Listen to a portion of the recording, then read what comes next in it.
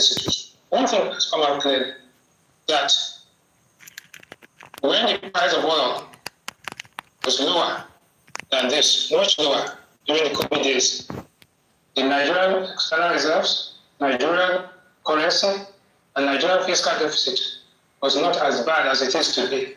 Therefore, it is very clear that there are leakages in the system and suboptimality of utilization of resources. What can we say will be done to ensure that, one, we stop the bleeding, we stop the hemorrhage, and bring it back normal? And finally, I would like to say here that for any presidential candidates, if you were told today and you were approached that this is a time that currency in circulation is 3 trillion naira, while money supply is 49 trillion. If we were told that currency in circulation is only 6% of money supply, and that if you are approached, bearing in mind that the central bank is autonomous and independent, would you go ahead and approve, one, that the currency should be designed and changed at this time, or two, would you look for other ways of reining in inflation and keeping the foreign exchange stable at this point in time? Those are some of the issues. But mainly and purely, what has come out clearly to most people is that there is a revenue problem, but there is more of a management problem. And the management problem has resulted from mainly nepotism. Nepotism because people want to put in their people from their own area, whether they are qualified or not. And even if they get into there, they are not fired, and there can be no discipline because the people are sacred cows because they come from certain areas. It's important to address all of these issues because Nigeria has no time to waste. We are 115 or maybe less than 120 days to an election, and it is quite clear that the pressure on the economy coming unbearable. So I think the discussion today is quite clear, but very obvious that time is run out. The economy is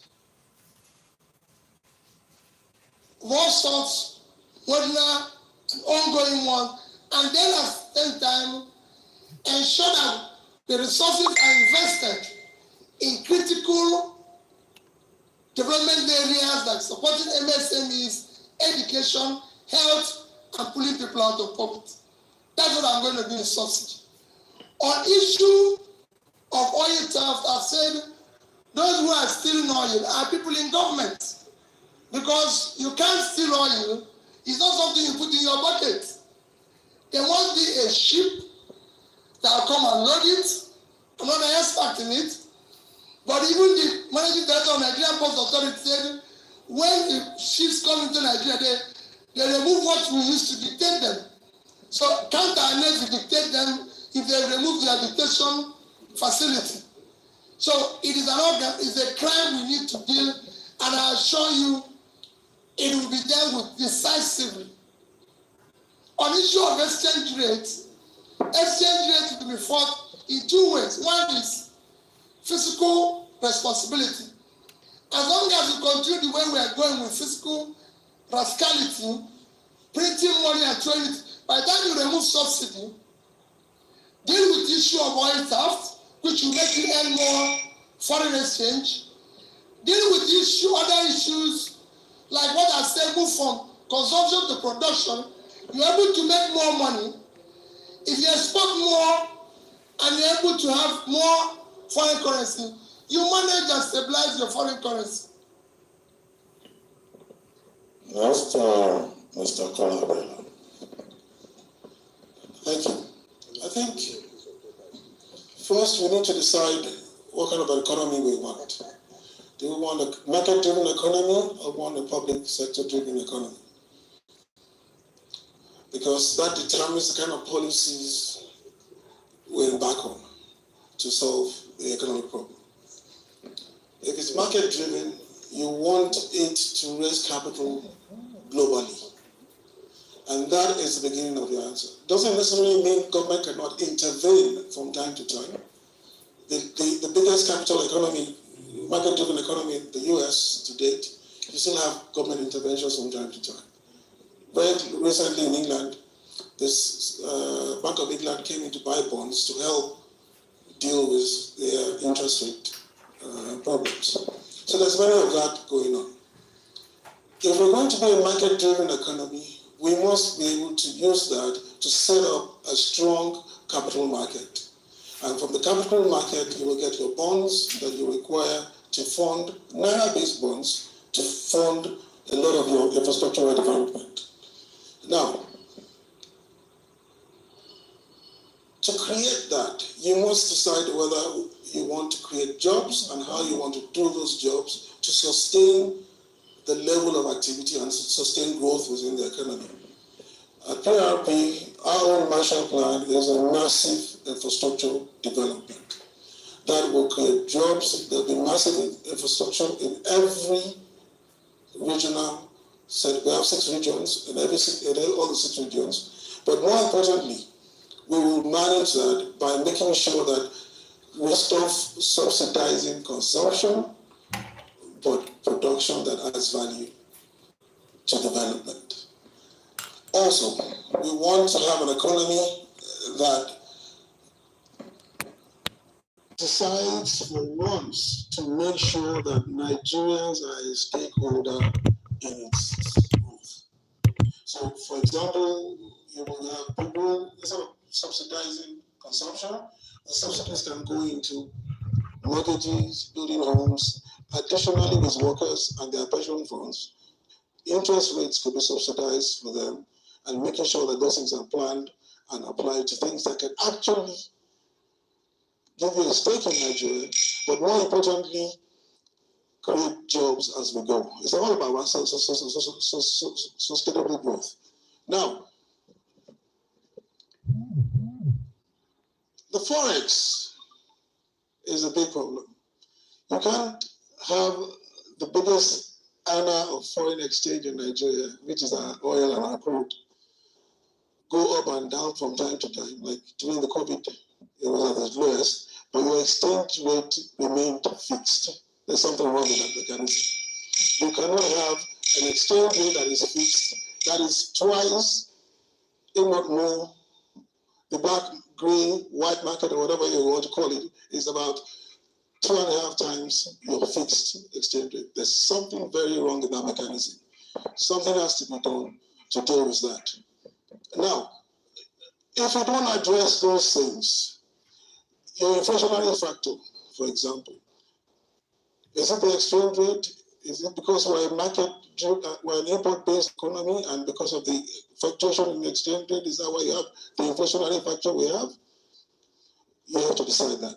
Is it because we have a lack of infrastructure, so the cost of food is expensive because you don't have the roads? 60% of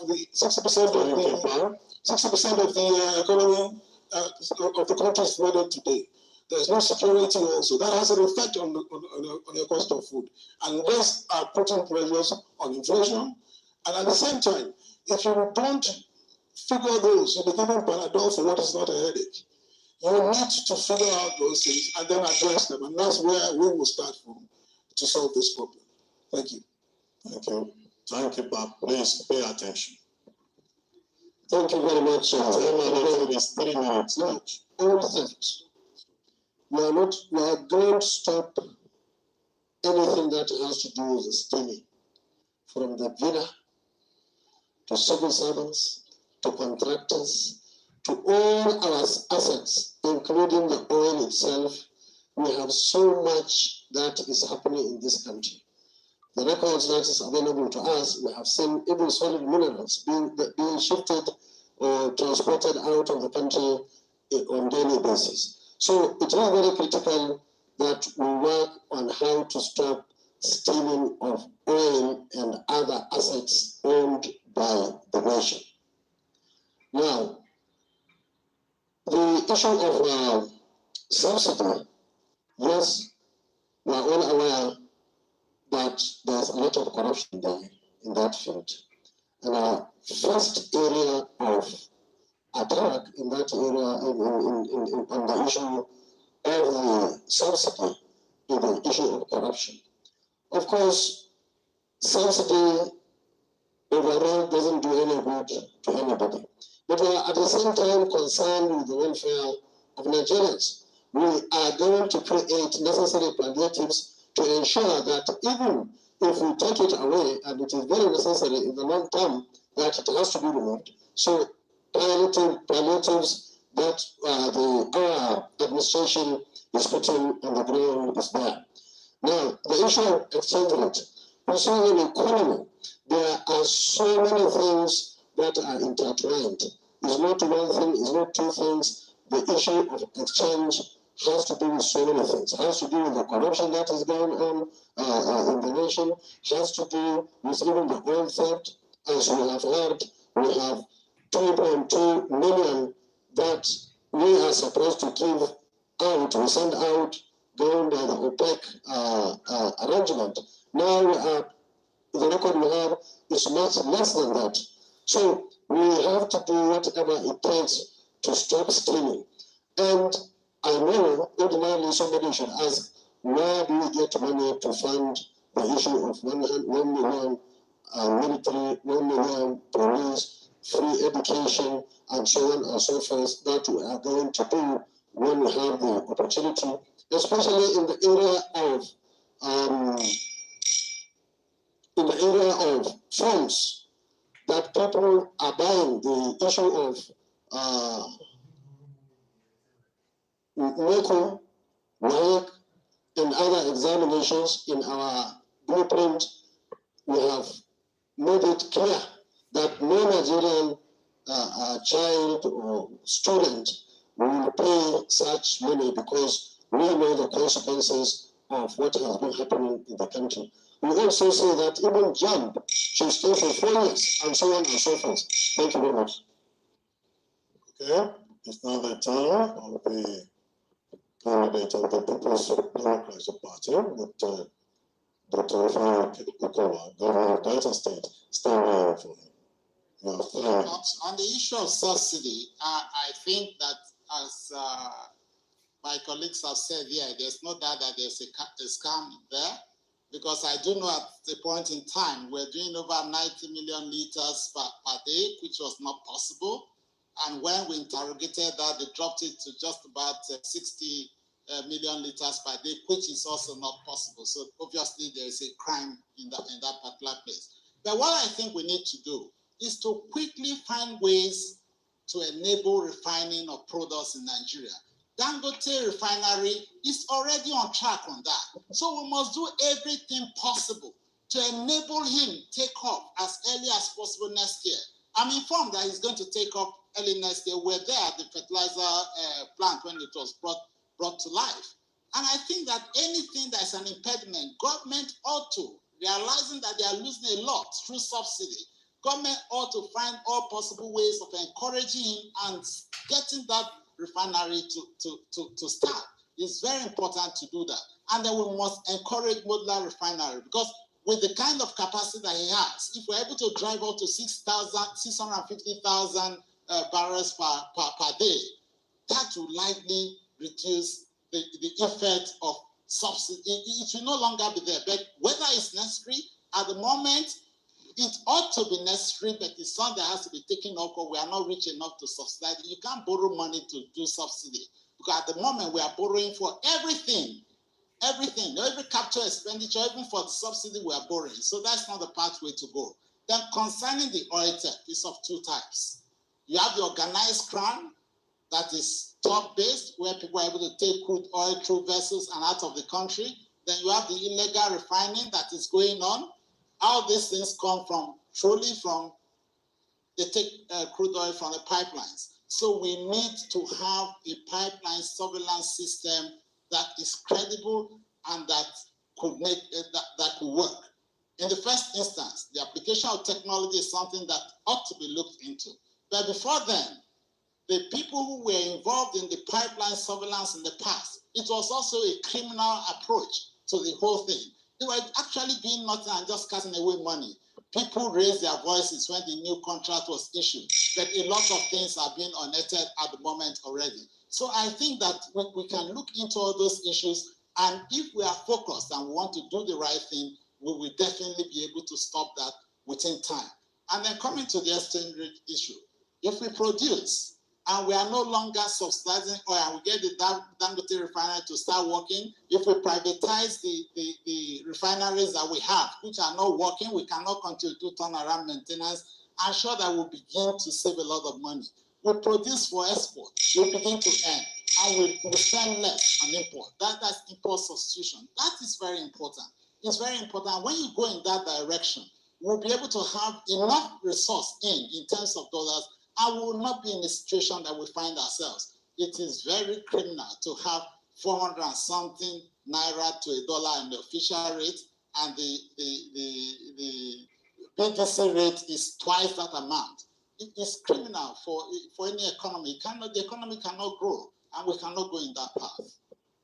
Okay, I recall that quite well. I recall that Mr. Bismarck Rawari also raised a question about budget deficit. I know that you've all talked about the subsidy, how it will be removed, but how do you deal with the deficit in that budget that you're going to inherit? Maybe we just take a minute each, and each candidate will take a look at that. Let me start with you, Mr. Konabela, candidate of the People's Redemption Fund. Yeah, thank you. The budget deficit is, quite frankly, if applied right and to create value, there's nothing really wrong in debt. It's just how you use your debt that is questionable, and that's where we have problems in Nigeria. Is it used for consumption? Is it used for production? Is it used for infrastructure? And if that infrastructure, is it cost right? Is it cost right? Is it spec'd right? And are they built on time? If you don't put in all those things in place, then no matter how good that infrastructure development is, it'll never pay back and never serve its purpose. And that's where the corruption factor comes in. Something has to be done about that.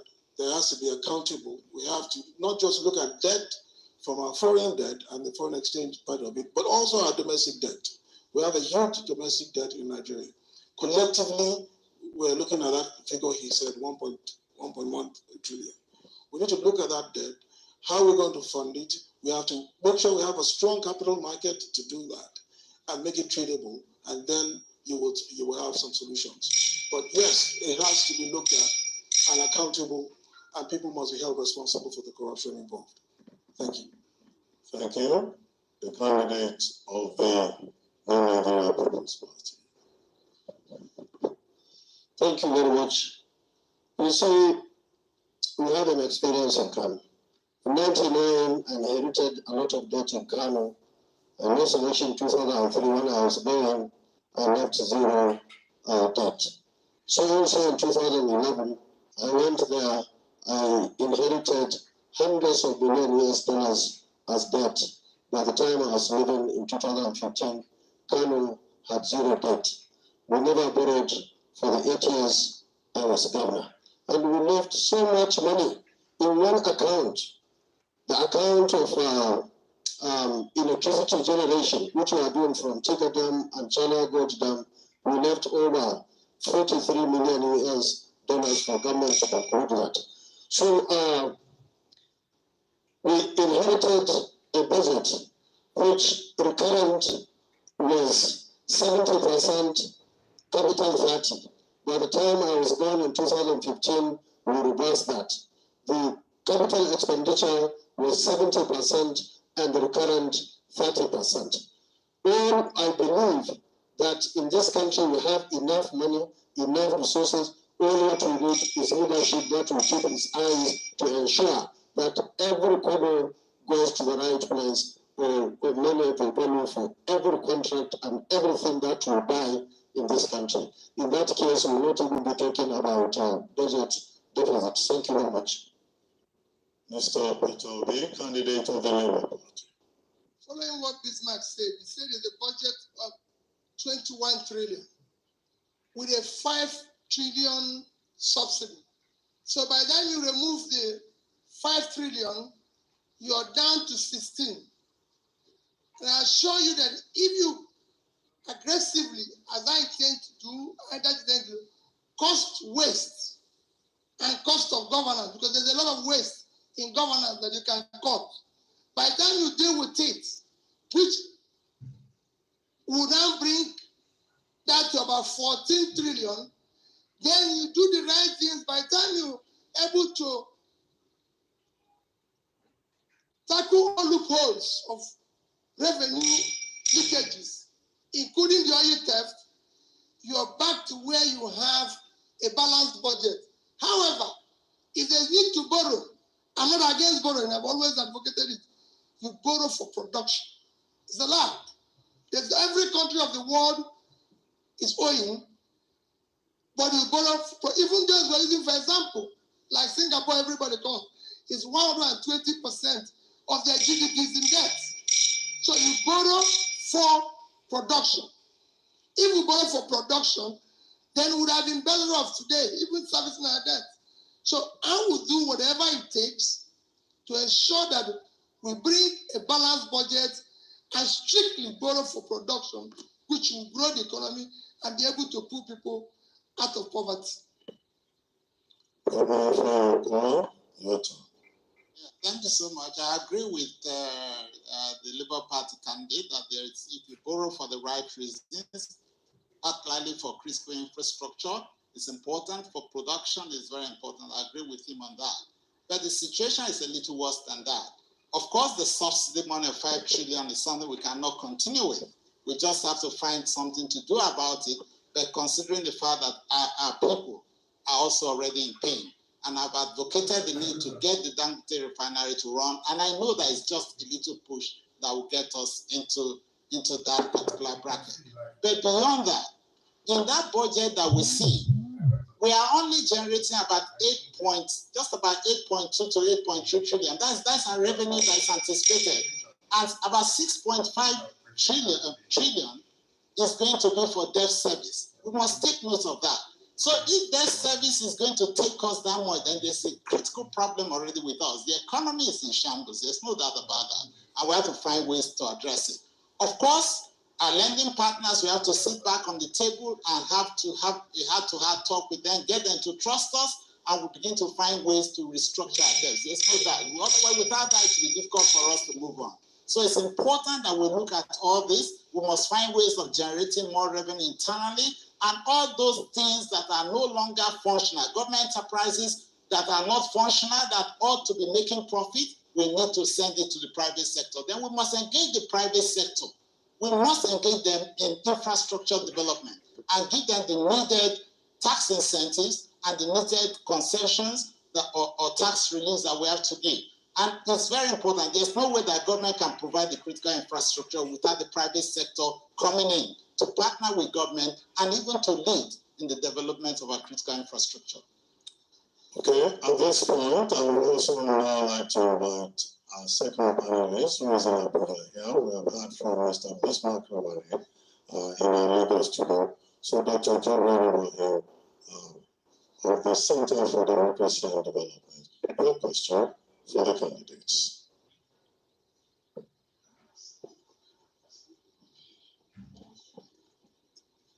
Thank you. I've listened with keen interest. All the four of you agree that criminality and corruption is the bane of the problem affecting the Nigerian economy. And you've all affirmed your principled position to go the other direction and to combat it. As an old teacher, I always draw people's attention to what they can read. My recommendation today is Politics as a Vocation by the German sociologist Max Weber, written 100 years ago. He said there is no magic in democratic politics. In every political system where you must expend a huge budget to get power, you are obliged, when you get that power, to transform the economy to serve those who have invested money to get power rather than to serve the people. This means, given the widespread estimates that you are all, the four of you, spending billions in this campaign.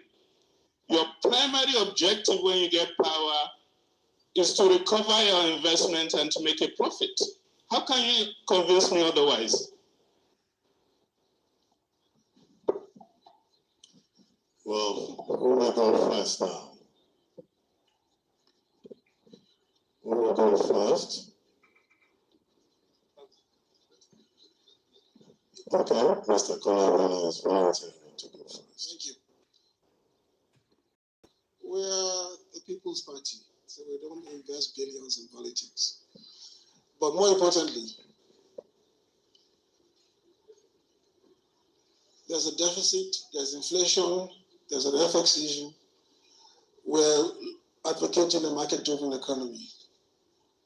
What we have to do is to be able to coordinate all this to provide jobs, but more importantly, begin to use that as a means to have a progressive tax rate and widen the base and the net to help generate the revenue.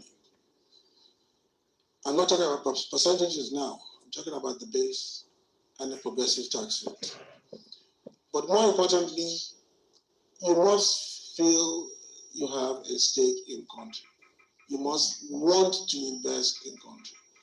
You must believe in the leadership you have to invest in country. We've had the Euro bonds, we've had all those bonds. We've never seen one Nigerian invest or corporate entity invest. It's always been foreign investments. Now, we want to give you pride to invest. And once we give you that opportunity, I think we will begin to have a stake and solve the problem. We're here to serve Nigerians. We're here to make sure we create the jobs and give a level playing field to help create those jobs and help the generation that's coming to create jobs for themselves. We are looking at our sovereign national fund, and we're thinking of having a special fund, an IT fund. And I must commend the present administration for its new thing about starting business. I forget what they call it now, right away. Sorry? The startup thing.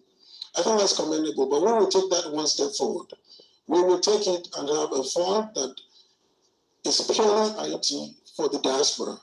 If you're in the diaspora, whether you're black anywhere in the world, Brazil, Latin America, name it, if you have a great idea, come here and set it up.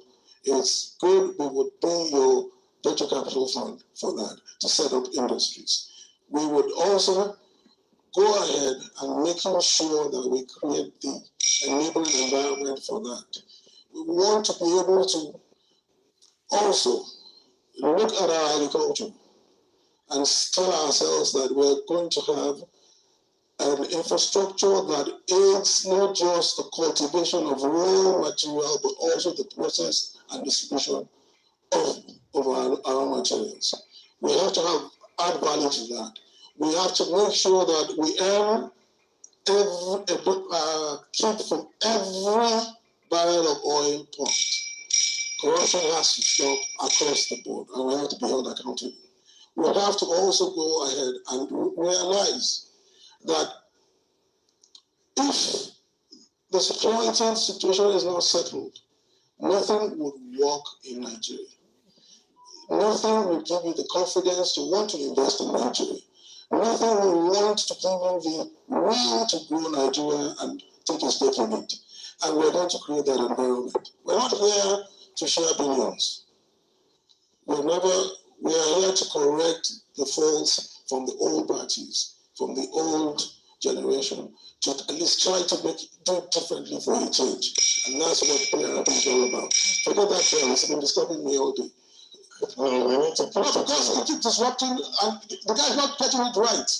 He's not getting it right. So, 1 minute, 3 minutes, I think he's confused. So, let us just understand that. So please, this is where we are, and we're here to stand for the future of Nigeria, and that's what it's all about. We need to do these things, and I'll get back to you when I get my thoughts together again because of the bell. Thank you. So, President candidate, Thank you very much, Elizabeth. Thank you. Now, I believe that everybody in this country knows that our party, the NPP, is not based on the leadership of the monoparties. Everybody knows that we have an ideology, we have our beliefs, and the party itself, and even the governance. We have done it before, and by the grace of God, if we have opportunity, we will do it even better. Now, we joined this party in less than 7-8 months. We have our party structure at the ground. We have our candidates almost 100%. We have our leadership intact. We are campaigning. But I want to assure you and assure the nation that right from the funds that we saw other parties spending hundreds of millions to buy, we have seen parties spending millions of naira or even dollars to purchase candidates and so on. I believe ours is completely different. Ours is based on the fact that we believe in credibility, we believe in capacity, we believe in one united Nigeria, a country that each and every one of us will be given equal opportunity, not minding your ethnicity or religion or where you come from.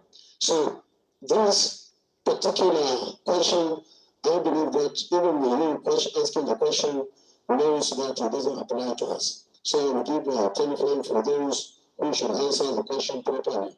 Thank you very much. Mr. Peter, please quiet in the hall. Mr. Peter, well, let me join one person saying that this doesn't belong to us. But however, if I take your question, everybody knows that the Labour Party is not party of money. The obedience or obedience are not controlled by money. I've never given anybody, they know that. I don't give because we want to work. Yes, we're trying to raise money within our little means to continue what we're doing because we want to work for the people. But I believe that your question is the issue of fighting corruption. And I've maintained consistently, if you want to deal with corruption index measurement, which is a critical thing in Nigeria, is failing every day, you have to look at the candidates, the character, the integrity, the competence, everything about the candidate, and ask yourself a question. All of us are coming from somewhere. Where we passed, can we go there and verify? Somebody has been governor of a state. Let's start by appointment. How many of his relations was given appointment? Go to Anambra State. Nobody from my town was a commissioner. Nobody from my town was chief of staff or anybody. Go and check it in Anambra State. Go and check. There's no piece of land allocated directly or indirectly to me or any of my siblings. Go and check whether any of their money is missing. I've challenged those agencies. Go and check Anambra State money. If it's missing, hold me responsible. So that's where you start. So we're not going to go into, if a man says, I'm going to do this, like they said, if you can manage a penny, we'll give you an naira to manage. So let's check the past. People who are saying that this and that, how was their part? I've passed through parts where I shared corporations and everything. Go to there and see if any of them, there's a place where they will say, Peter, we did this or that. Even in banking, I never lent money to any of the company I was involved. You must borrow money from somewhere else. And above all, I borrowed money locally and internationally. I can say today that by the time I left England, I have the highest credit rating any English person can have. Based on that business today, I'm still being invited. So personally, I do not get involved in that. And I have a vice who I believe is that tries on the same thing. Both of us will fight corruption because it's critical, and we'll fight it head on. where we bring it to a minimal, if not entirely eliminate it. Because it starts from you. If you are not stealing, your family is not stealing, those around you, you can control them, you put it in check. So I'm saying to you, we will go in there and manage the resources of the state. We've done it somewhere, and we want to do it at the center. Thank you. Quiet in the hall. Okay, now the turn of government. If I standing for the presidential candidate of the People's Democratic Party. Just to remind us that the PDP, as a government, created the anti-corruption institutions that we have today. It's important that we take note of that. Second, we shouldn't lie to Nigerians. As politicians, if you say you're not spending any money, you'll be lying. Why would they lie publicly to Nigeria? The fact is that how much are you spending? Yes. But for those parties that already have structures everywhere, and over time have also created a lot of people and built a lot of people, there's a lot of contribution coming from different places.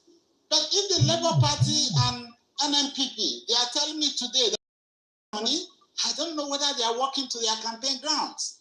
Because I've seen some of them take private jets. At some instances, money is being spent by the day. Yes, money will be spent. But how is the money coming? Coming from a lot of people because their structures already created. But the real thing is the Nigerian politics expensive? It is. Whether they accept it or not, they know that inside they are spending money.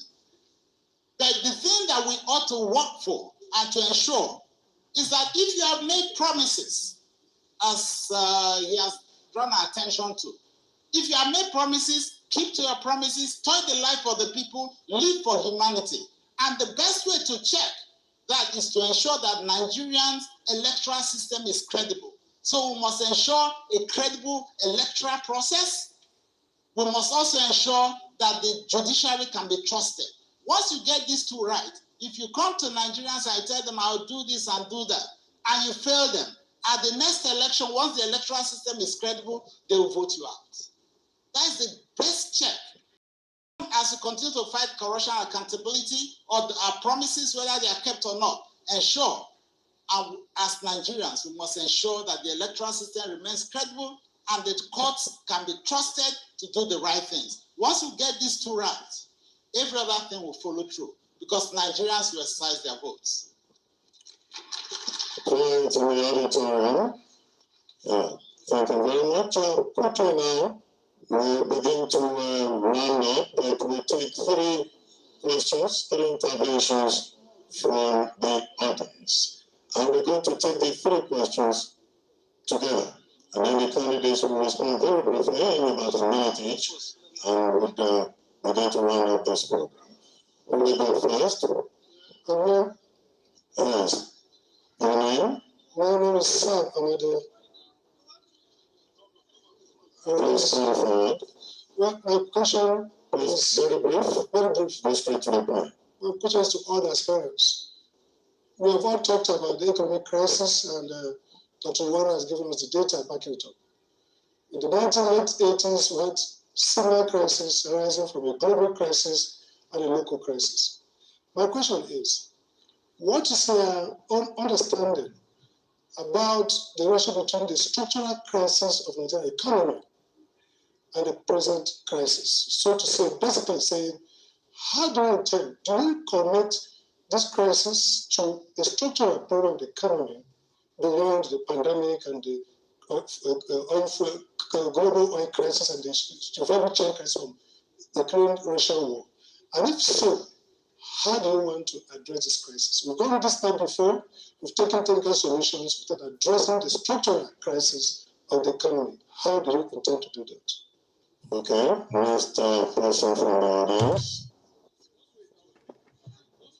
Austin Egbe, the question is, poverty and insecurity works hand in hand. Poverty is a catalyst that promotes banditry, and poverty affects women the more. Evidence suggests that when you have more women in politics, particularly in governance, there seems to be some level of correlation that brings down poverty. Straight to the question, therefore, is how would you what will be the number of women representation in your government to solve economic challenges and, very importantly, security challenges? This question is from the Women Radio, from Tonshen and Choyan. Thank you. Okay, we'll take another question from the audience.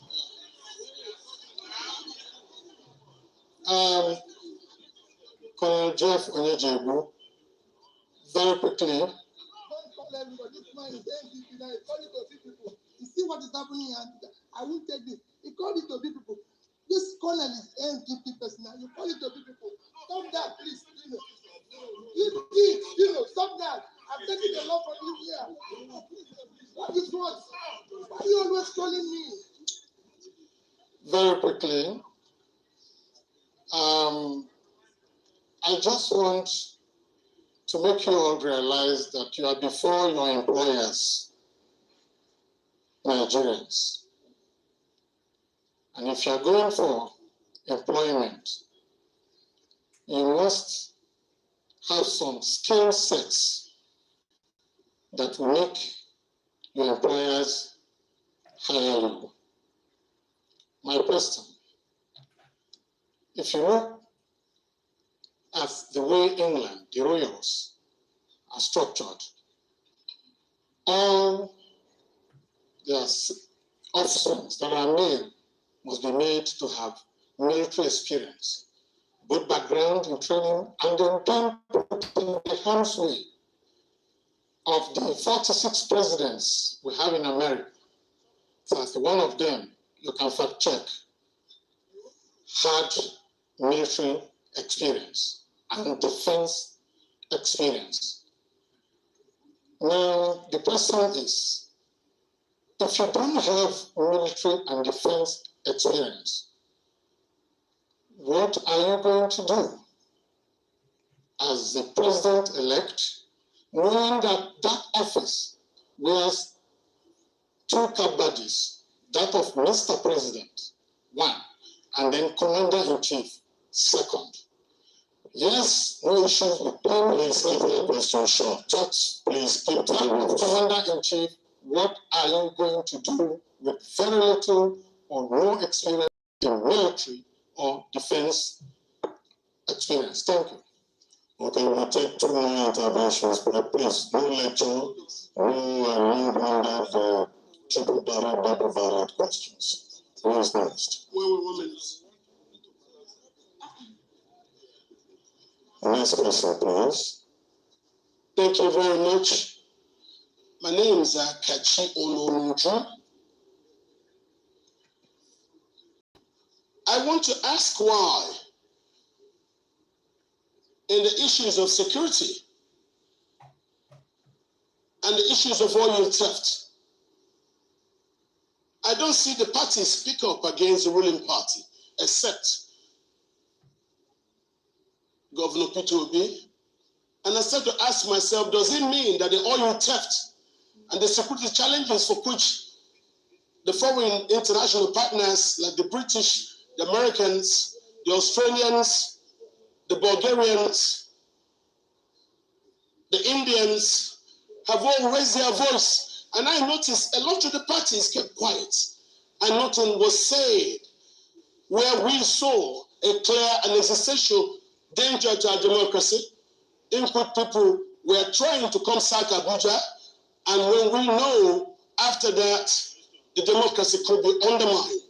I ask this question, why is it that added to that is the oil theft, in which our oil has now been captured by those engaged in state capture? How come the parties have all kept quiet to this? Okay, the next person. Good evening, Your Excellencies. Permit me to stand on all existing protocol. My name is Ilemona Onoja, and I would like to ask a question relating to the link between Nigeria's mineral resources and mineral rights and insecurity. If you check in northern Nigeria, Zamfara, a lot of the restiveness and banditry there is circulated around gold. If you check in Plateau, around minerals, and then in the Niger Delta, around oil. Now, only one political party, the People's Democratic Party, has any sort of pledge for resource control, the devolution of resource control to the states and to the subnational levels of government. I'd like to ask Governor Okowa if you can please expand on that, and then I'd like to ask the candidates of all the other political parties what their plans for devolution of mineral rights to the states and subnational levels of government are. So we are being pleaded with to take one woman, just the last lady, just. Good evening, His Excellencies, everybody. My name is Engineer Queen Duribi.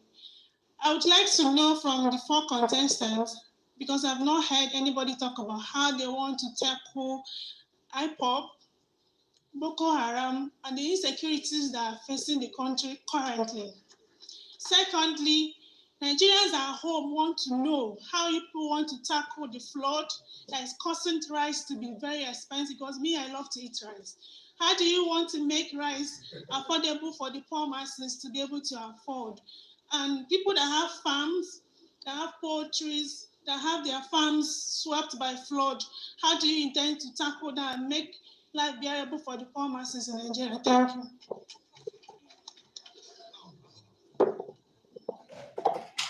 Okay, thank you very much for those contributions from the audience. But we've discussed a lot under this segment of the program. But I haven't heard anybody talking about power, electricity. And if we're going to have double-digit economic growth, power is very important. What are you going to do about electricity? Each candidate on the floor respond to all the issues that have been raised, all taken together. And thank you, but this time around, as we begin to round up, each candidate will have 5 minutes. Who will go first? Who is going to volunteer to go first? Okay, you want to go first? Okay, we go left to right. That means we start with Governor Farrell. There are so many. About the structural crisis in the economy, there are so many issues wrong with the economy as of today, and it's been on. First, unfortunately for us as a country, we have continued to depend on oil. Even the oil with the gas, we are not even developing the gas component enough. We're still dealing with associated gas. All our natural gas in several trillions of cubic, we've not touched anything about it. And that is an asset that can truly lift us up from where we are.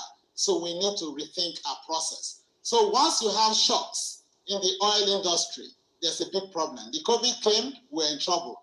The COVID is out because the oil prices have gone up. When we ought to reap gains, because we are not refining, we are now in trouble also. So the whole thing is totally wrong.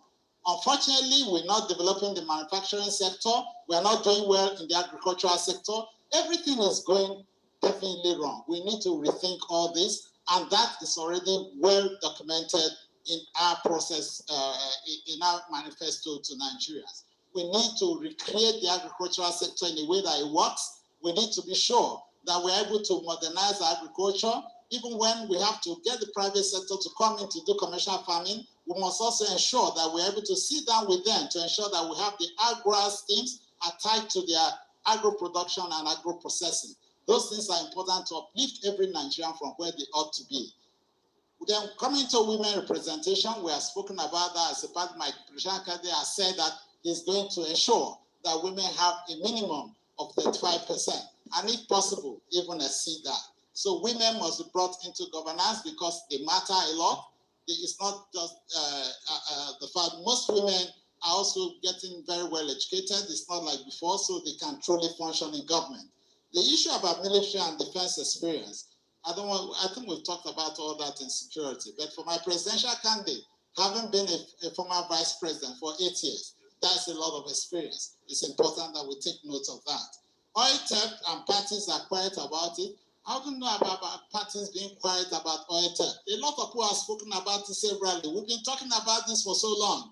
And the fact that we don't even understand what is going on in terms of how oil is moved out and the surveillance system. I've been a very strong voice on that the surveillance system and the contracting they've been doing in the past have been very shady. Now that they've got the right set of people, things are working, things are being discovered. And all those things that are being hidden is now coming out. And then the military sector and the rest, they are now aware, they are already rejigging their system and trying to attend to the issues. So we hope that we'll be able in some time to meet with OPEC quota, which is just a little over 1.6 million barrels per day. It's not yet 1.8, but we are very far from there. So definitely, I believe that the right systems are in place, but we obviously need technology to further the improvement that we're seeing at the moment. On the issue of mineral resource and the people's right, we have always talked about this, even when we are not going back to full resource control at the moment. That it's important for the sake of competition that the states, the subnational governments, and the local governments should have more funds. They should have more powers so that they're able to be competitive and to develop their people because they are closest to their people. And you have to provide resources for them. We can't generate all the resources and the federal government takes something percent. It's not right. And that's why things are not functioning. It's as if everybody is coming to Abuja to take, to share from the cake, and little peanuts are given to the states and the local government. It ought not to be so. The people must recognize. Even the Petroleum Industry Act recognizes the communities where oil is produced, where there's a lot of suffering, a lot of deportation, and these persons ought to be rewarded. And because they have provided for the community fund, it's very important because it will help to develop the communities, the educational system, the infrastructure. But beyond that, the communities will also help to add to the surveillance system. Because if there's any destruction of the pipeline or the pipeline is breached, it means that they are going to lose resources that would have come to them at the end of the year. So this is something that works in a circle, and it is good for our nation. They've talked about the issue of IPOP. It is something that we have to look into. What we're saying there is that people, it's an agitation.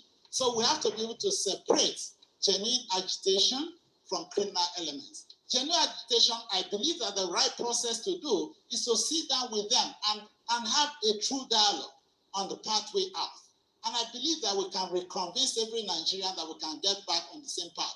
It's a question of trust. It's a question of inclusion in governance. It's a question of inclusion in development. And when people are reassured that they are part of a nation and that they will be recognized, I'm sure there's something right to be done. But for the criminal elements, it will be dealt with through the law. But for those who have genuine agitation, we cannot suppress them. What we ought to do is to sit down on the table with them and make them realize that there is a government that is in place and that government recognizes those things that they actually seek for. If Nigeria is working for everybody, I'm not sure anybody will want to get out of Nigeria, because we're stronger together. There's no doubt about that, we're stronger together. It's because within the last few years, some sections of the country are feeling that they've been excluded from government. And these things have to be corrected. We need to run an all-inclusive government where everybody is recognized and where people are feeling anger. We need to sit on the table and get them to really have a dialogue with us, and we'll reconvince them that there is hope for all. I think on the issue of power is part of infrastructure. Definitely where we are today is not good enough. The laws have tended to hold us back. There is a legislation within the National Assembly, and I hope we're able to get everything through. But the fact is, we need to ensure that the private sector leads everything, both from generation to distribution, to transmission to distribution is very important. And we must liberalize that sector to the extent that captive power must play a very important role. We cannot all be on the national grid. It's not possible. I have a secretariat, a huge secretariat functional that was built, and all government facilities in my state, including the hospitals and the rest, within the capital territory. We are running it with captive power. And I'm sure that if more and more people are encouraged to develop captive power, either for industrial layout or in their various small communities and towns and spaces, and there's no law restricting them, a lot of the private sector want to put their money in that step. And we'll find that within a short time, we'll be generating a lot of power. We have promised this nation that we are looking forward to 25,000 megawatt generation by the year 2030. But in doing this, where we are at the moment is about 7,000 megawatts, and it fluctuates continuously, and it's not the right thing to do. I think the private sector has to lead it, but we have to provide the enabling environment for us to get there. But we must also do something about our transmission lines, because that one is breaking continuously. Nobody's looking into it. Currently, that is just purely under the government. We need to rework it and ensure that the private sector comes in. Thank you. Quiet. Next, Mr. Peter will be candidate of the Labour Party. Thank you. If you look at the first issue, which you mentioned, issue of solving the structural problem, it has to deal with the issue of whatever everybody says, issue of diversification of the economy. Let me put it on record. The Nigerian economy is well diversified. Oil as the measure contributes less than 10% of our GDP.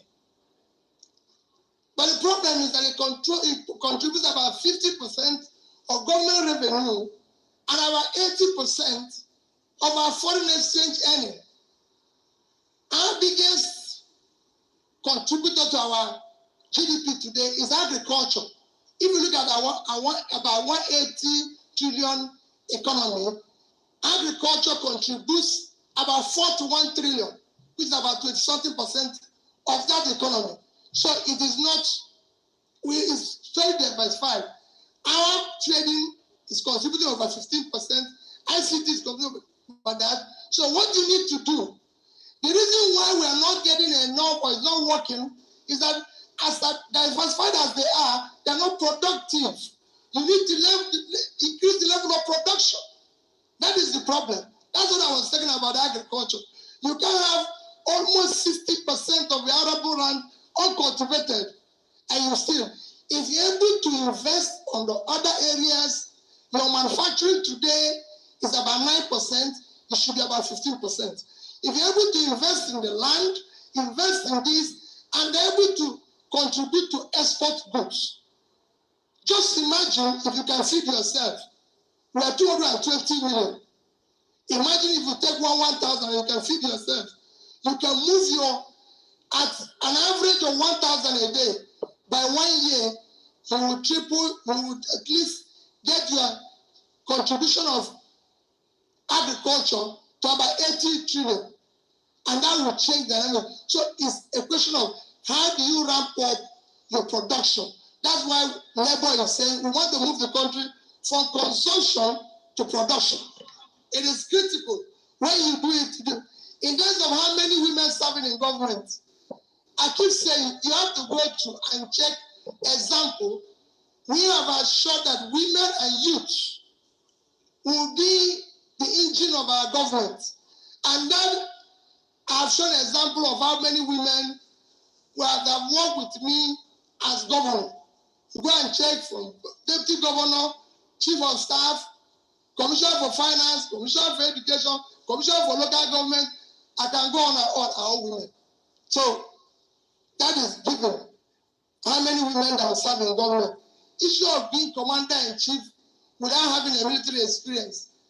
Well, if you have checked up the known presidents that have known all over the world, including the present Prime Minister of Britain, he doesn't have military experience. You just have to deal with the right people who have that experience, hire them, and if your commander-in-chief, you have the political will to do the right thing, that's it. God, I will hire you.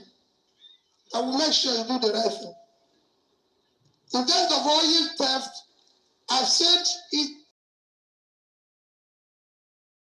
everywhere. Devolution of powers to ensure resource control. I have said consistently, I moved Nigeria from sharing formula to production formula. And I'll show it because there's so many countries, there's so many states here that cannot continue going the way they're going. Today, we have a problem in Borno State. Borno State is 70.9 thousand square kilometers of land. That is more than Belgium, Israel put together. Yet, go and check their production in agriculture. Go and check what is happening in Borno State. There's so many things you can do with Nigeria, the vast land in the north. So, devolution of power and resource control, we will deal with, and we'll deal with it aggressively and ensure. I'm not happy with what is happening in Niger Delta. It's unacceptable. Look at what they're going through. We've exploited their oil over the years. We need to fix it. The remaining resources that are used to fix Niger Delta, while producing resources all over Nigeria, and every part of Nigeria can be a huge resource production center. And that's what Labour intends to do. How do we tackle the issue of IPOB, Boko Haram, or all agitations? I've said repeatedly, I will dialogue with every agitator. There's nothing wrong in agitation. I will consult, I'll dialogue, I'll meet everybody. Dialogue is normal, agitation is normal. So we will deal with everybody. We will make sure we sit down and talk and resolve issues amicably. Issue of power. Issue of power is one that we intend to tackle aggressively. First is that today, Nigeria have installed capacity today of 12,000 plus. And that, even if you produce, it cannot be wheeled because your transmission line can only take about 6,000. And that is a problem. And you have to upgrade and ensure that I deal aggressively with the transmission and distribution infrastructure to be able to take what we can produce immediately, which is about 12,000. On that, top of that, is to deal with issue and generation today are supported by making sure they get dedicated gas supply with policies that are consistent, and then start dealing with new ones that will come in, including bringing in embedded captive power, anything you can do to ensure renewable energy, to ensure that you ramp up that as quickly as possible. It can be done. We have over 100 million Nigerians without electricity. According to World Bank, it's 90 million, but for me, it's over 100 million. That is unacceptable. So you have to declare war on power. If South Africa with over 50,000 megawatts can declare emergency, we will declare war here in power. In terms of flood control is a simple, I don't know how to describe it. The reason why we have the flood situation we have today, and I thank so many governors who are intervening, including Governor Kowa and what they are doing to manage the situation. But it's something Nigeria can manage and reduce the devastating effect by just dredging and the silt in all these rivers, River Niger and River Benue, by working on them, by channeling things properly, by doing dams and everything. If Nile in Egypt can maintain today the Nile and is functional, where they say no Nile, no Egypt, and Nile is 6,650 kilometers long. Nigeria as a country can deal with Niger, River Niger, that is only 4,184 kilometers long, with River Benue that is 1,004. If you bring two of them together, they are still about 1,000 short of Nile, and yet Egypt can deal with it. We can deal with this too. And contracts over the years have been awarded, but people have mismanaged it, and we will deal with it. I assure you that this situation cannot arise. Even now that is the situation, I will stop everything and go and stay there. When I look at what Baisa is going through today, I will be living in Baisa as commander-in-chief with them, showing empathy, showing everything with them to show that it is a country. On issue of, I think, with all this, for me, it is a question of how do we continue to ensure that our economy is productive. And I've shown that this economy can be productive. I'm a wealth creator. And what this country needs is people who can create wealth. people who have created wealth can manage it more efficiently than allowing the country to be managed by those who have never created anything. Thank you. Quiet in the hall, quiet please. Please. Candidate of the New Nigeria People's Party, Dr. Honorable Corpus. Thank you very much. Thank you, Excellency. I've been given an example of Borno State many times. I thought you would give an example of Nasarawa when I launched your campaign. Thank you. Yes. Now, the issue of economy, the structure of the economy in the country, I will agree with the candidate of the PDP, at least in this area, I can agree with you that there's need for diversification. The only thing with that PDP and the APC had the opportunity to do the diversification.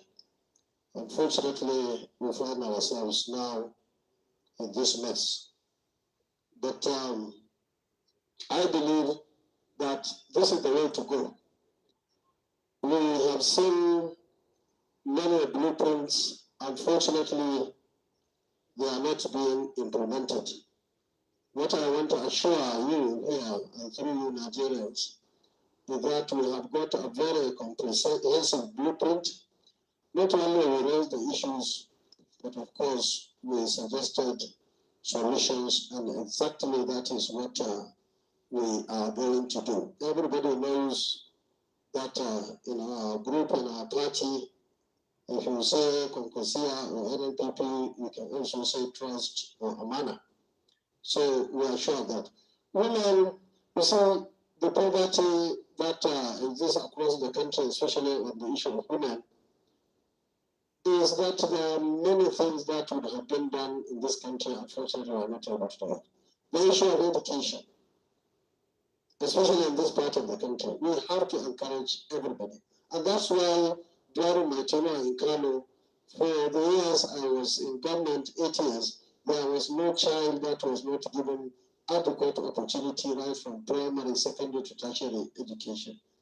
In fact, during my last few years, we were even looking for Kano, we don't say indigenous, we say residents, to join our 2 universities that we established, Kano University of Science and Technology and Northwest University. Unfortunately, we have sent over 3,000 of them into 14 countries across the world. We selected some private universities in Nigeria, like Al-Kalam Kasina, we sent 412, Ibnidia University 300, Girls University 300 students, Crescent University 200, even Abti and Adamawa, despite the very high cost, we still send 25 to Abti. So during our time, including the girls, in fact, we had special program for girls. We purchased hundreds of high-capacity buses. All our girl child were transported from their homes to schools free of charge. We opened all the opportunities right from primary school, secondary school, tertiary institutions, and we gave them equal opportunities. And I believe this is the time to thank the people of Kano, especially the husband, the parents, and so on, who allow their children to go all over the world. And I believe that if we do that, we can easily eradicate the poverty we are talking about. I'm sure all the thousands of people that were being sponsored locally and internationally, now they are not in poverty. We call them stars, we call them scholars. So I think education is the way. And the issue of representation in our government, I think our history, our antecedents are there. We encourage as many women as possible to participate in government. But that is not enough.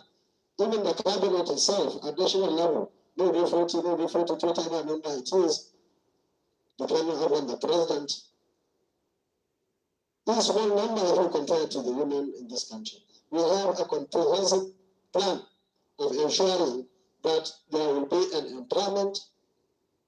We have comprehensive support arrangement in our blueprint and free antenatal care services and many other things that have to do specifically with women and children.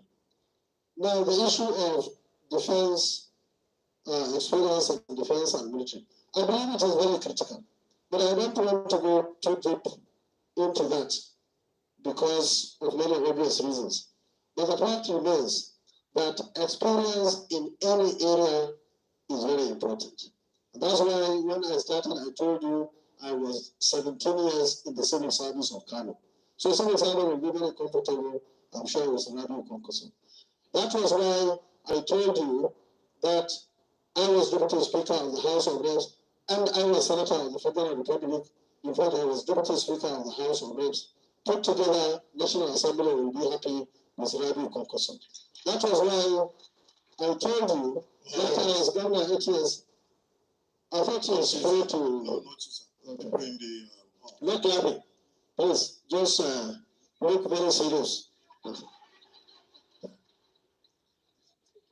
That was why, when I was governor of Kano, as a chief security officer, we took all the necessary steps to ensure security for Kano.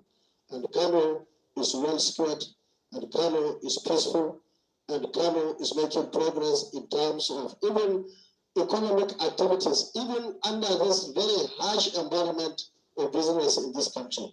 I believe the people there are doing well. And that's why many people will think that Konkoso has Kano intact. In fact, many people tried to go there, but they didn't enjoy the visit. I'm sure they must be happy that you are back to Abuja.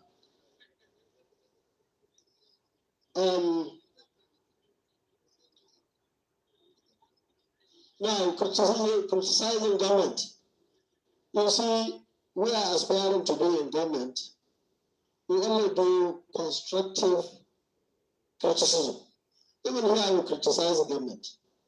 Even by leaving APC, we criticize them. Even leaving PDP, all of them in power.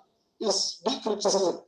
And our work today as opposition party is definitely to tell them why we decided to leave them. And I believe we are very happy to leave them, even though many of them are our friends now. And we will tell you not somehow, but ideologically we are completely different.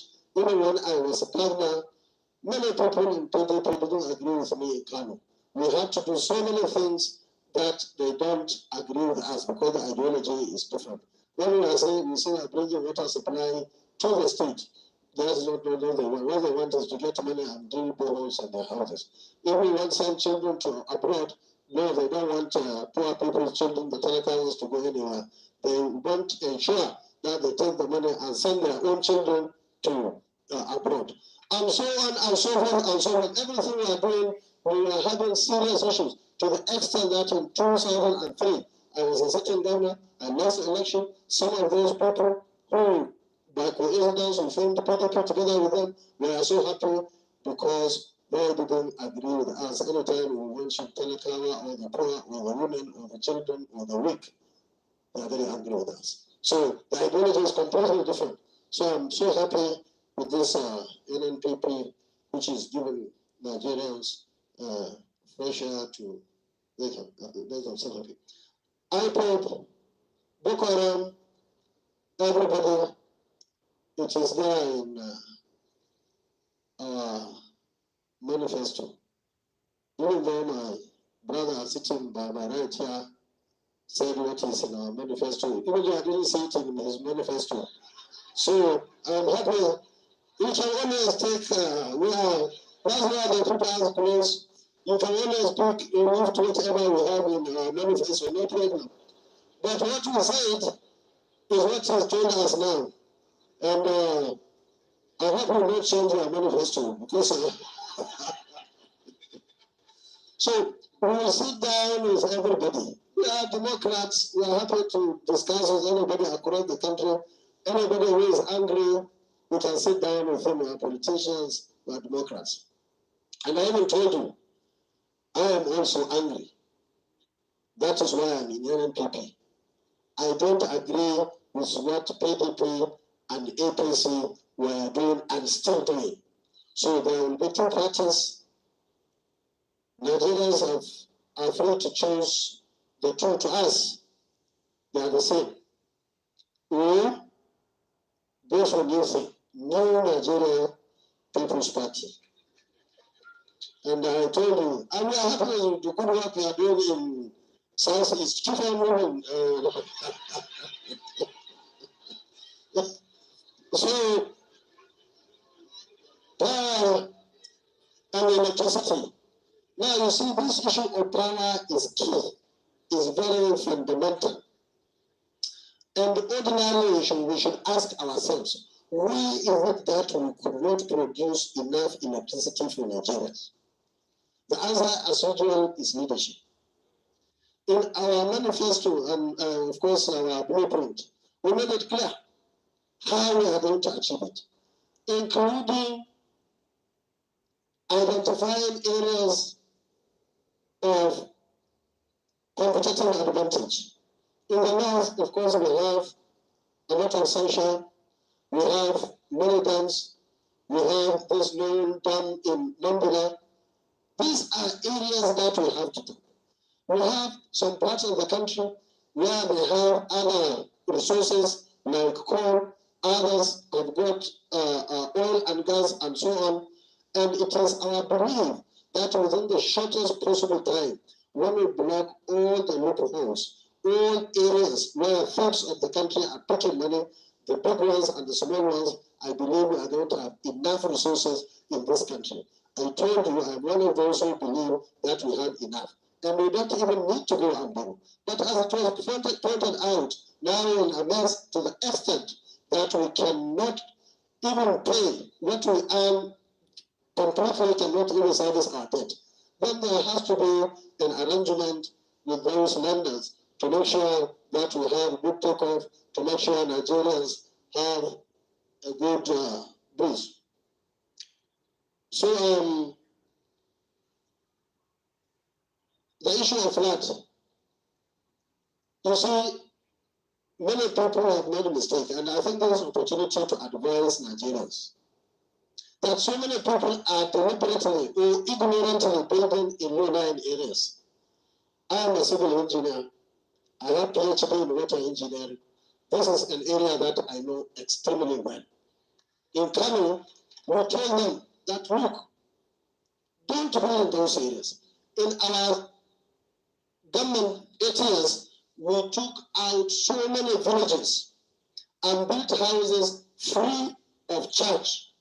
Villages in Kano, in local government, including my local government, Babuba, including Maka local government, including Walawa local government, including Kunchi local government, and so on and so forth. We built thousands and thousands of houses for them, and we gave them free of charge, just to move them from valleys where water is always there during rainy season to create flood. So first of all, the people themselves must take care of themselves. That is one. Secondly, I believe that government must come out with policy. A policy of good housing. Housing that is good enough for all climate and weather. In many villages and towns, especially in this part of the country, are built with what? This local net right. Now water, just one foot, is enough to collapse the whole thing. Now this is a big problem. So in our manifesto, or blueprint, we have taken care of all those. Because in Kano, we built houses, as I told you, free of charge. In many, many local governments, thousands of the houses given free of charge. We built 4 cities in Kano, costing billions of naira. In fact, in my second term, it cost us 35 billion naira to establish those cities. So it's really paying attention. So, ladies and gentlemen, the solution for flood must be comprehensive. It's not something that government alone can do it. but we have taken steps to ensure that every Nigerian lives peacefully without fear of bandits, without fear of other criminals, and without fear of flood. I'm sure my brother, Reverend Abati, will want me to stop here. Let me stop before you allow you ask them again to ring against me. No, thank you very much. Mr. Kola Abiola, candidate of the People's Redemption Party, PRP. I will start with the issue of the structural alignment of exchange rate and our economy. Ours is a peculiar situation. It's not about whether, like in 2008, we had a global financial crisis. It's not about Ukraine. It's about bad governance. Bad governance that refuses to have a risk element to our governance and our management of our economy. We have over the years, depending on the foreign exchange from oil, crude oil, but not once has our exchange rate fluctuated with the price of oil, whether it goes up, goes down, it's forever fixed. We have inflation that is probably import driven because we import a lot here today in this country. We have inflation due to crisis in security. We have inflation due to the lack of infrastructure and the lack of processing our produce. All this collectively is what is draining our FX, pushing our inflation, and we have an insatiable appetite for FX because we have no faith in our governance, we have no faith in our leadership, and we don't see a future in both our country. And for those reasons, no matter what the exchange rate is, or no matter how high the inflation factor is, people are still going to go for the FX because that's the only currency that they believe would retain value. That has to be addressed. We have to increase our revenue base by making sure that we stop all theft, all that has been mentioned before. But more importantly, we have to increase our base because presently we have an informal sector that is about 62% of the formal. If we can get that sector into our economy, it will make a huge difference in our revenue base. But we have to start by making a commitment to the people themselves, to show them good governance, to have them trust the governance. Because many of them have gone about their businesses over the years without having to rely on government, period. They've existed. We have an 84% employment from that sector alone that is not even in the formal sector. And how do you bring that sector to account for taxes and revenue? That is one thing that has to be addressed to realign our economic structure. Like I said earlier on, we have to be sure that we decide the philosophy of our economy, whether it's going to be market-driven or public.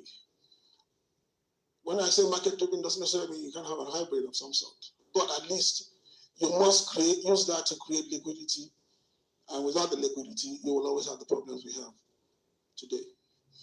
Now, as a party, we have in our manifesto that we will employ and women will be at least 25% of the government at all levels, from the federal to the local government level. But also not about that. We are made it an item to protect our daughters, protect our sisters, protect our wives, and protect our mothers. As a matter of fact, we do that because we want to give them an equal opportunity to have a say, not just in governance, but in the economy and livelihoods of their communities. We say that because we want to make sure they're not exploited for the wrong reasons, whether out of religious bias or whether or cultural biases.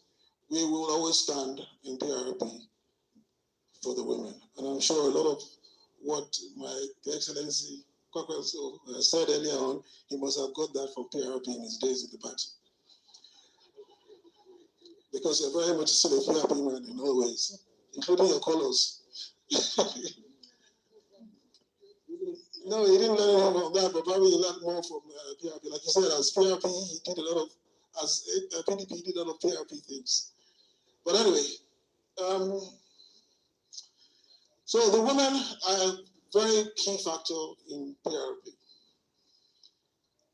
Boko Haram, IPOB, Odudua, Yoruba Nation, and so on and so forth.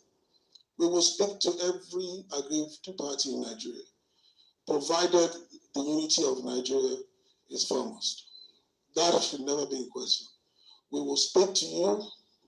We understand you're aggrieved because you're marginalized in every way, be it economic, be it national, but the unity of Nigeria is first and foremost. For as long as we can get through that, I'm sure we can always solve all the problems we have as a country. Transmission lines, where a firm believer that the transmission lines must stay public for national security reasons. That said, we believe in regional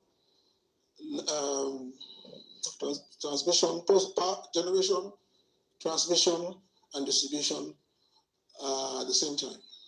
What we will do is look at the peculiarities of each region and come up with a power system, a power mix that provides the most efficient and cost-efficient source to generate. In the north, yes, you have a lot of sunlight. We will use a lot of solar energy. A lot of our rural will use a lot of that because it's probably slightly more expensive, but it's a zero maintenance thing. A lot of the southwest, where you have rivers, we will use that. For hydro, we use gas. Where there's gas, we will use renewable energies as much as we can to make sure we have a balance in our mix. But we're also a firm believer that our oil and gas sector must continue for as long as we have it, but they must meet stringent standards. We have to use what we have, and not go out looking for what we don't have. A lot of what we have today, over the years, we have never really added value to our crude, let alone use it to support the growth of our economy. We intend to use and value our products and use that to develop as much as possible to bring down the cost of doing business as a whole in the country. Floods. I started my career in Nigeria at Abiola Farms, 1984-85. And for as long as I can remember, from what was Gongola, but now Toraba, to Lafiagi, which is in Kwara, we've always had floods. The minute you turn out, let the Kanji lose, Shiroro lose, downstream, there's always floods. But nothing has ever been done to address it. So why are we so surprised that we have that scenario worse in 2022? Well, we have national emergency relief agencies.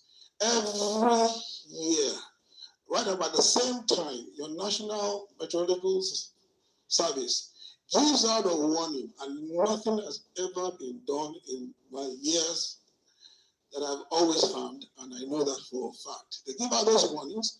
The last warning this time was early October, and they gave very severe warnings, but nothing was ever done. Not even your National Disaster Relief Agency had done any and made any preparations to anticipate this. That is wrong, and that is bad leadership. But also, we have inland waterway agencies. We're supposed to be dredging a lot of our rivers. It's never done. The money just goes down the sewage to people's pocket, I guess. But you forget one thing. For as long as we dredge, we not just stop the flood problem, but it's an economic growth for our economy. Inland transportation is a very fundamental part of our transportation infrastructure in this country that nobody has taken advantage of. You will reduce your cost, you will increase economies, you will move your produce, your goods, your raw materials through inland waterways at a very minimal cost. The inland America, the Mississippis and so on, only developed because they dredged their inland waterways. That's why the Mississippi River is so important today in America. They move their produce, they move their grains, they move everything down that river. And we need to learn to do that here also. It's an asset. It is an asset that we need to invest in and make sure that it not just solves a falling problem, but also helps reactivate, re-energize our economy.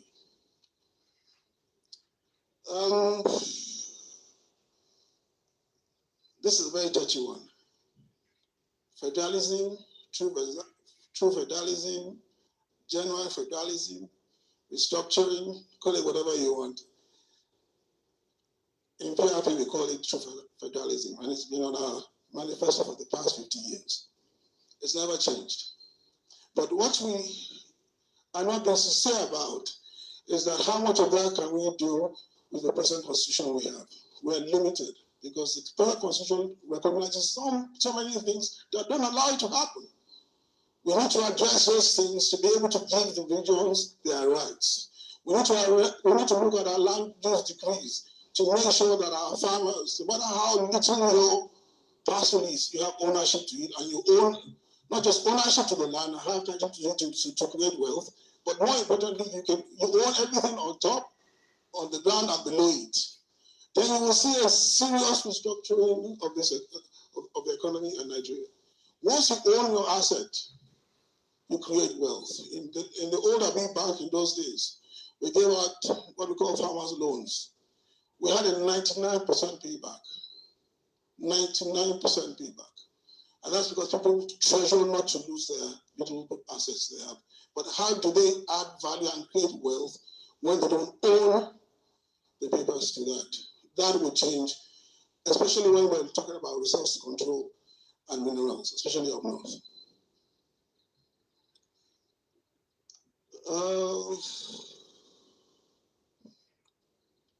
One bit I was going to mention, and I don't think we haven't spoken about much here, is we have 18 to 25, the younger population we have is 51%, well, 70% actually, in some cases of Nigeria. What are we doing to make sure these people have a future? Growing up, many of us here had bursaries in school. Many of us could travel out with just a school ID card. We didn't need a passport. But today,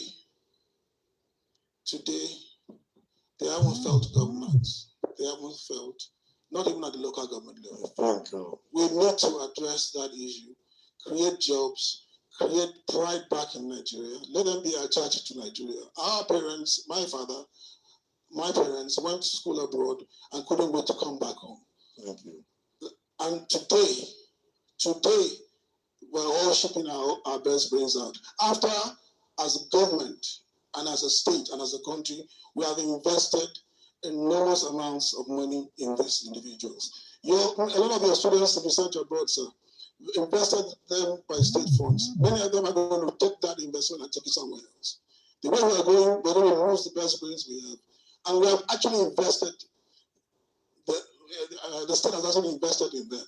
And that really troubles me. That really troubles me, because these are the people of the future who have to add value to our country.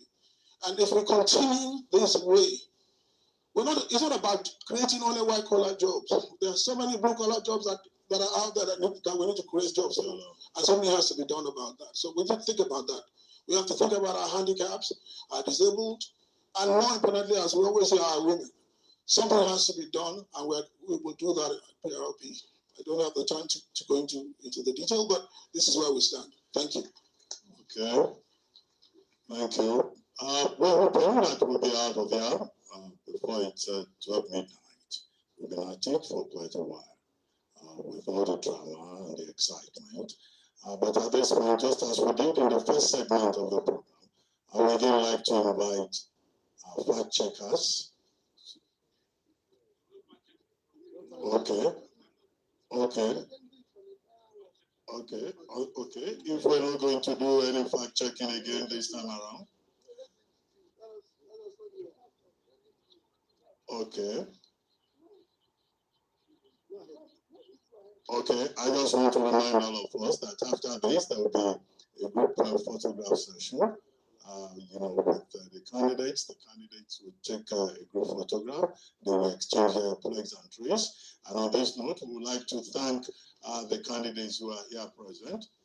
Mr. Peter Obi of the Labour Party, Dr. Kwankwaso, presidential candidate of the New Nigeria People's Party, Mr. Kola Abiola, presidential candidate of the People's Redemption Party, and Governor Ifeanyi Okowa, who has had to stand for the presidential candidate of the People's Democratic Party.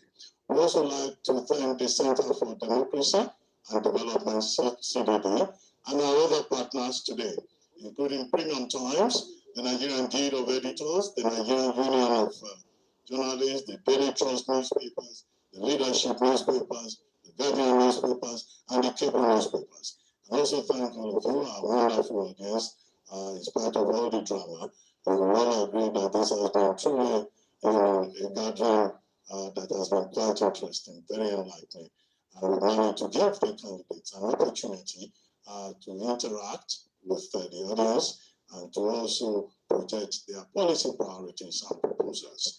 And now at this point, I'd like to invite to give the vote of thanks and give his closing remarks, the chairman of this day, Arise Group, who has been the chief producer, the executive producer behind all of this. Chairman of this day, Arise Group, Prince Moduka Obaibena. You have the microphone, sir. Well, thank you very much. It's 110 days, 8 hours and 10 minutes to election day. Are you ready? The town hall is to help Nigerians understand those applying for leadership. It's the first in a series. It had a flying start, a very robust start. The people who were protesting are now jesting among themselves. And we hope that we'll learn from the experience and do better next time. We will invite other candidates to the series on security and the economy. And after that, we'll do our series on education, healthcare, and social services. So the town hall meetings will continue every Sunday for a while.